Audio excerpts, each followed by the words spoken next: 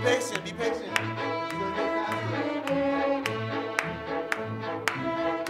I've been conducting this orchestra for 5 years. The kids in my orchestra have been playing for anywhere between 1 to 5 or 6 years, and they play very well, and they love to perform. So any opportunity I get to have them perform, I do. The instruments get nervous too. The instruments get stage fright too. You guys all right? You guys got your music?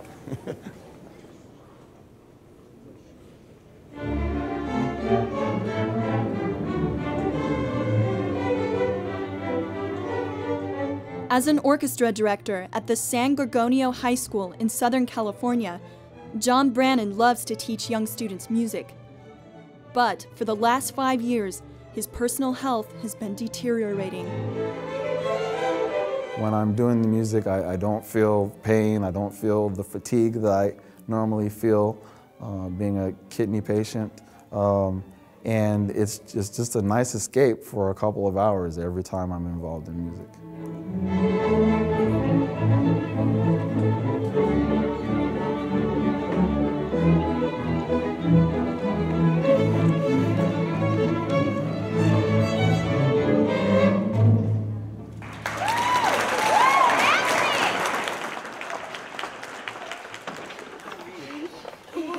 That's always it, I got her.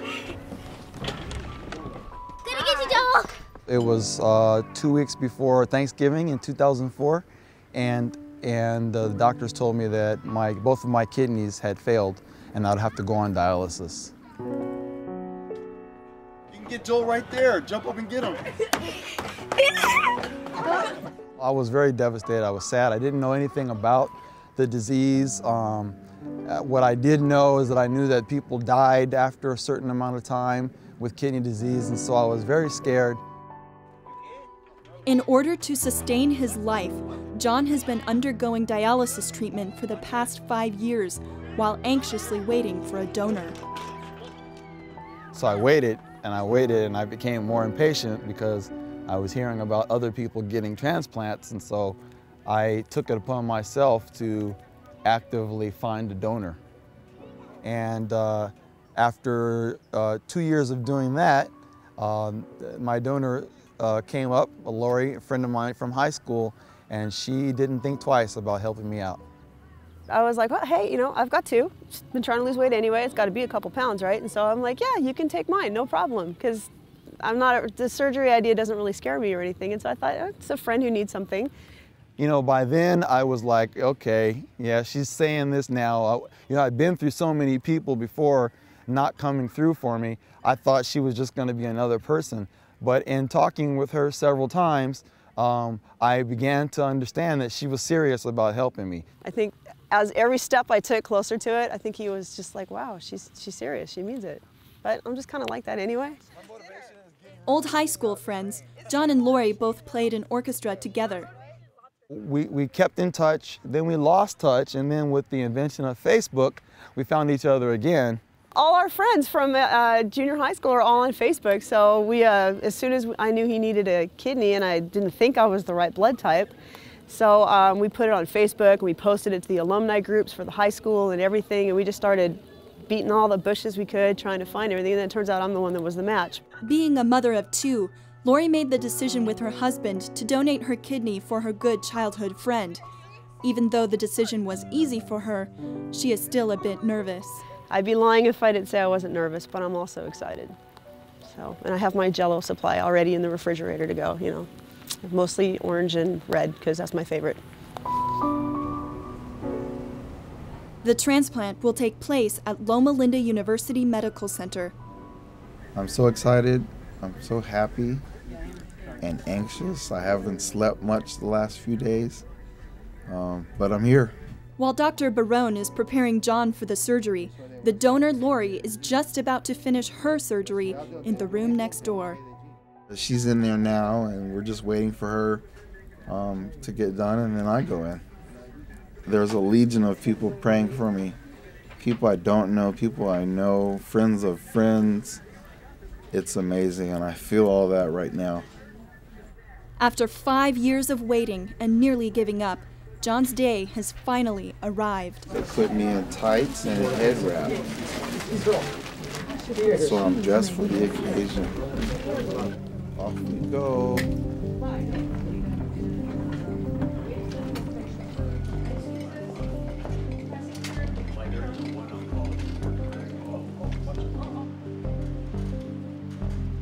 The donor has a great kidney for John. The quality of life is going to be much better because he doesn't need to be doing the peritoneal dialysis every day like he's doing.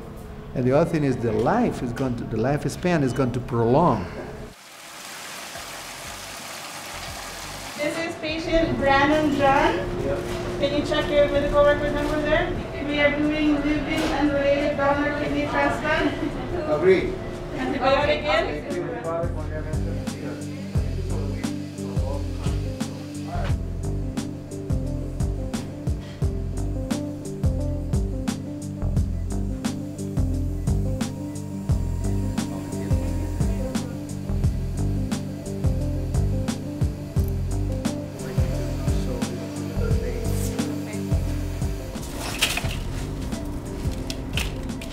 Lori's donated kidney is kept on ice as John is prepared to receive it.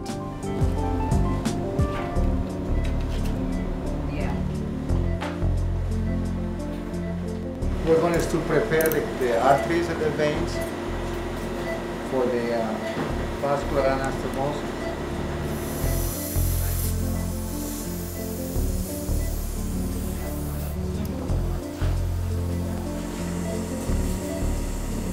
Kidney was procured laparoscopically an hour, 2 hours ago, right?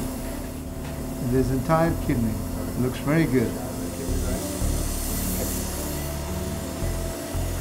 In 2009, over 80,000 people were on the kidney transplant waiting list, but only 15% of those individuals received a new kidney from a donor, and less than 2% of those were from non-family members.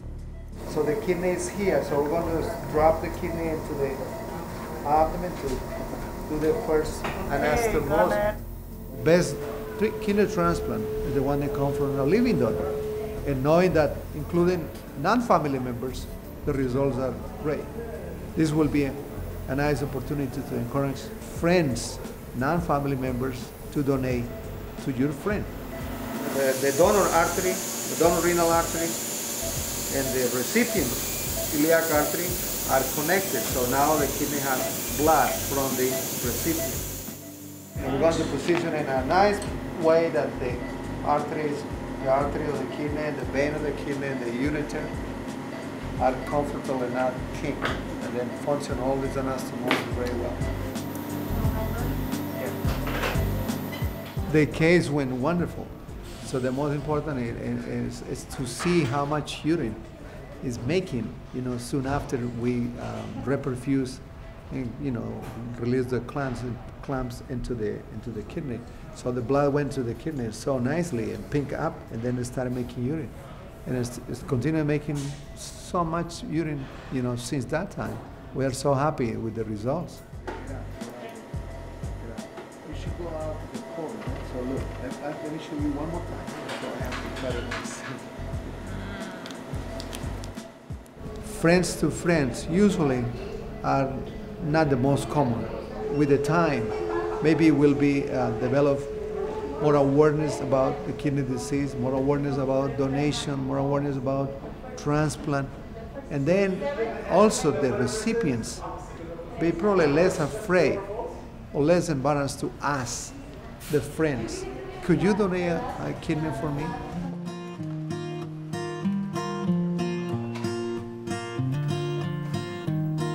Good morning. How you doing, John? Doing okay? You're making tons of urine, more than 10 liters. Yes. So this kidney is good.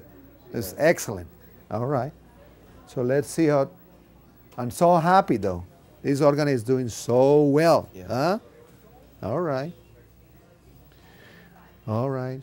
The incision looks good. It's very clean. Huh?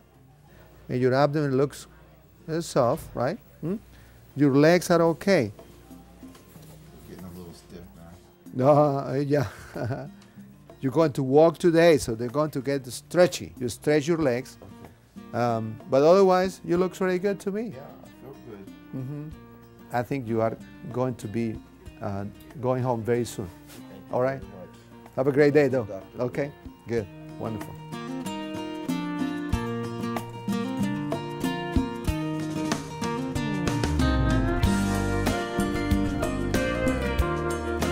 So I'm only getting 9 grams of sugar. Okay. Go for the boiling. How you doing? I'm good, how are you? I'm doing great. 10 months later, John and Lori meet up at a local deli. Look at this. You can do it right Oh yeah, that's, you gotta be cool. Wait, it has to make the plunk sound. All right, guys. Have a good one. Thank you. Thank you. Cheers. Cheers. See, a day like today is one of these days where, you know, we can just really enjoy it. Everything with me, I feel like I'm back to normal the way I was before I got sick.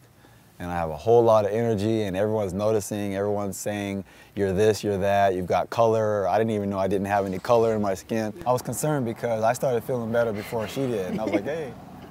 He's like, you know, what are you doing? Oh, I'm just laying around taking pain pills. What are you doing? Jogging? Yeah. For me, there weren't really any surprises. But yet I was still amazed at how well everything went. And, you know, little to no complications. And now I'm snapping my fingers and here we are 10 months later. So really no surprises, everything went very well. Jay's my bud. And she's a great person. I mean, when I went to her and mentioned that I needed a kidney, that I was waiting, she didn't even think twice. She said, well, what can I do to help? It's kind of cool. And for the last 5 years, he's been dying and now he's not even sick. Yeah. You know? I'm very blessed to have Lori in my life because of that. I mean, you see what kind of person she is, and you know, I just never in a million years would have thought that it would have happened this way because I was looking in other directions, and God saw that it go in this direction. So it's becoming a little bit more acceptable for people to donate organs, but it's still not where it should be. But you know, when I hear stories, success stories like that, you know. Number one, I think about Lori, and then, you know, I just think about this whole experience. It was life-changing. If you needed another kidney or another one, or lungs or livers or whatever, if I've got some, that's, you know. Yeah, my plan is to use up all of her organs.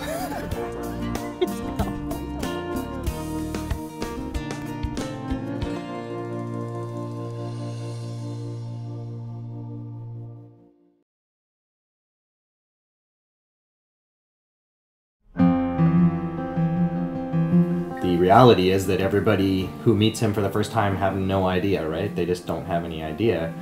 Probably the only thing different between he and his friends is he takes medication twice a day. And he has 2 belly buttons. We noticed that he was breathing really quickly. He was admitted to Children's Hospital and he was diagnosed with having complex congenital heart disease. 6 weeks later, when he was having a procedure, he crashed and had a couple of heart attacks during that heart catheterization, and then we were told that his heart was inoperable. It's highly unlikely that he's going to get a heart in time, and if we do get a heart in time, it's highly unlikely that he'll survive the surgery because he was just so critically ill. A week later, we were told that there was a heart available, and we went to bed thinking that, you know, we were going to wake up in the morning and he was going to get his heart. And we were called by the retrieval team early in the morning, and they told us that the heart was too big for Jack. So that was a really, really hard time. I mean, for both of us, and I remember particularly for me, and just thinking that was it. That was his heart. That was our chance. Now, you know, how likely is it that we're going to get another heart in time? Very likely. But we did. He plays the tuba in the band. He doesn't love to practice, but you play the tuba. He's very involved at school. Loves to cook. And he's got 2 brothers. Very annoying. And me. Some of us pause at my stage and think, wow, a lifetime of miracles, really. You know, it's like wallowing in them. We share a unique experience, and I think anyone, if they stop to think about it, can imagine the desperation a family feels. They have a newborn baby who they're expecting to be perfect, and they discover there's this life-threatening problem, and they turn to you to help save this most precious person in their life, and that establishes a bond that endures forever. He was 10 days old when he had a life-saving heart transplant. Even before David entered our world, his parents knew his odds of surviving were very slim. But just yesterday, we found David celebrating his 6th birthday, doing what he loves best, playing t-ball. David's a shining example of why it is so important to sign an organ donor card. I think in a situation like this, or a similar situation, what you want to do is fix or help fix. And there was just nothing I could do here to fix. I didn't know what the outcome obviously would be, but I felt I was going to the best possible place. David is extremely smart. He has the best of both of us. So then I turn my camera on, and then basically what I would do is that I'd make one position like that, I'd take a picture like this, and then I'd move its leg up, so it goes a little bit like that. And then I'd take a picture like that.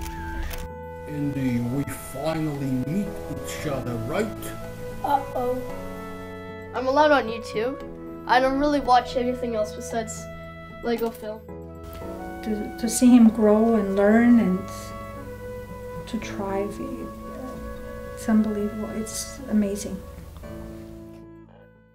The nurses were feeding her in the nursery and she began struggling, having trouble feeding. And they called me and said, "Is your husband on his way down? There's something seriously wrong with Caitlin and you need to get your husband down here." She was diagnosed there with a hypoplastic left heart. Without surgical intervention, Katie would die. Our world had just come crashing down around us. The car seat was in the back of the car, but we were going home and had really difficult decisions to make.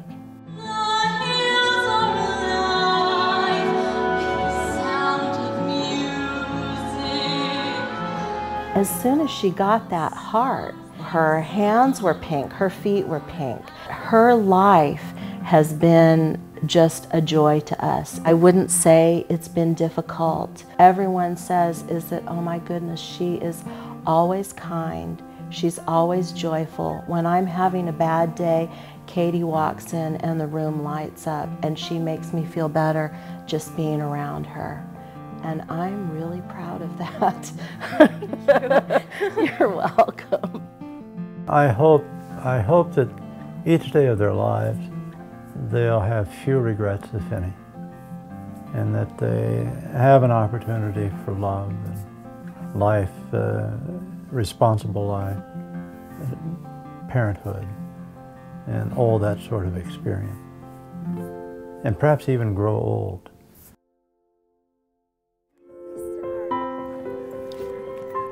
When's the last time you beat me? I was going to high school, hanging out with the family, going to the mall, shopping, whatever. It was normal. So I was walking, I was running, I was playing sports.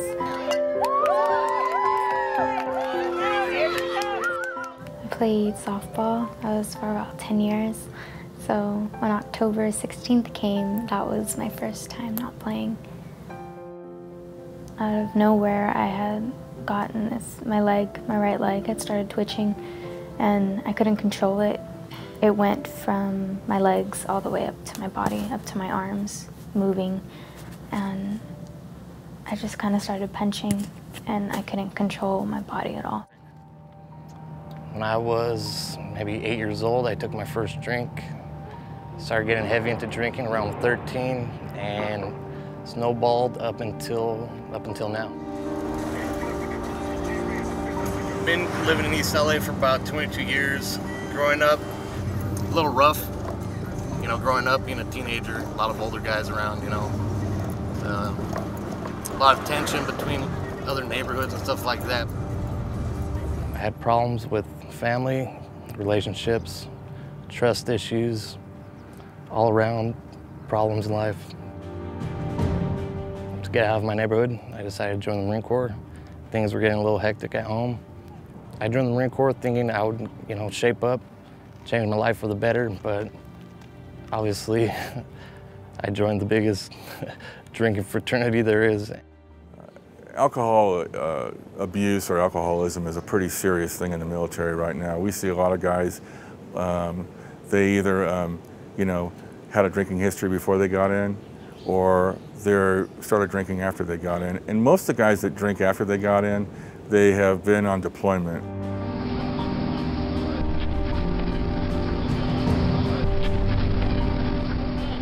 When I returned from my first deployment to Iraq,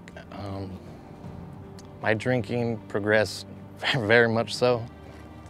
When I returned from my second deployment to Afghanistan, you know, that was a real stressful time in my life.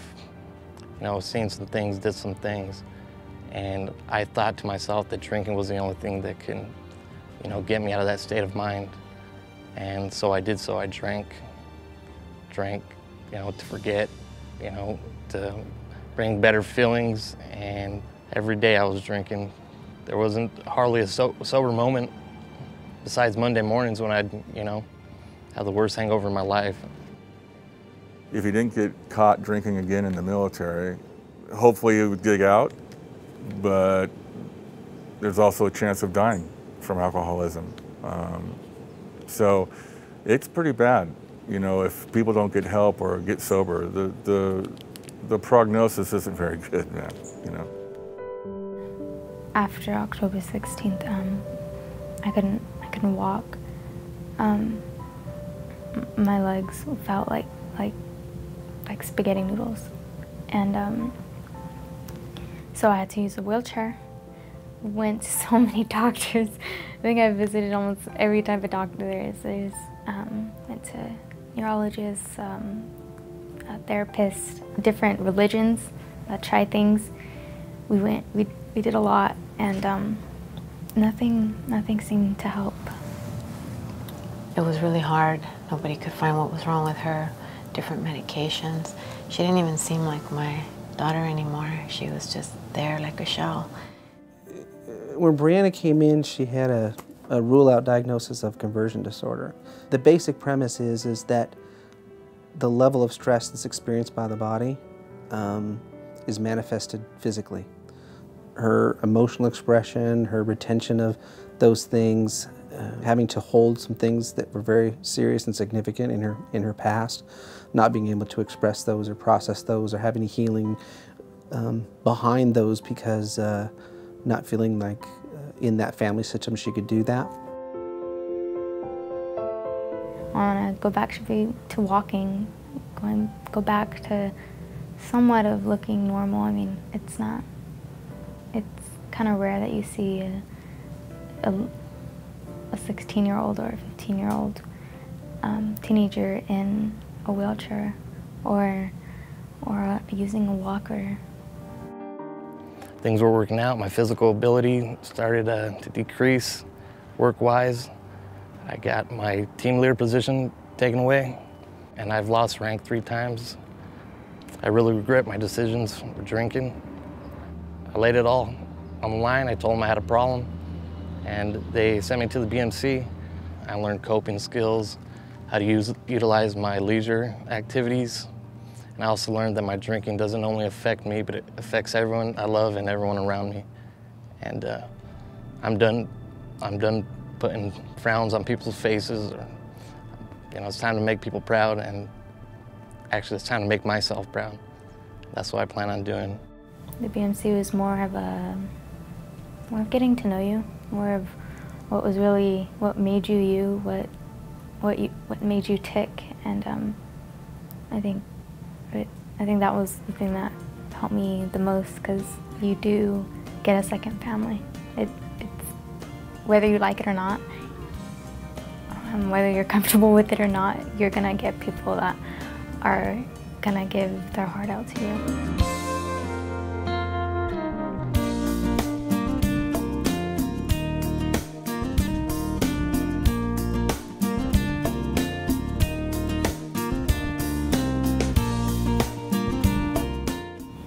The BMC can really turn your life around.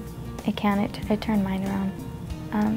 I don't think that I would have ever had the guts to get up and push myself out of that wheelchair.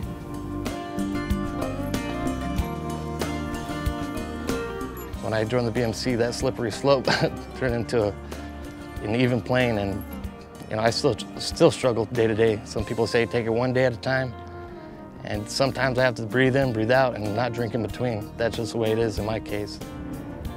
But if it wasn't for the BMC, I don't know. I really don't know where I'd be right now. Can't erase the past, but you can definitely make an effort to change the future, and that's what I'm doing right now. Next week on Loma Linda 360.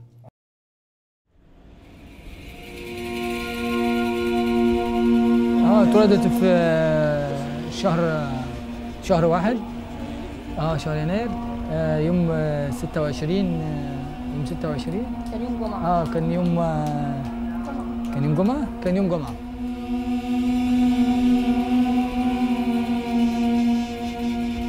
لا بعد ما ولدت الدكتور كتب تقرير ورحنا تابعنا بره، فالدكتور عمل لنا اشاعات والكلام ده فعرفنا. هي مولوده طبيعي يعني مولوده عشان السابع وقعدت في الحضانه هم عايزين يعرفوا.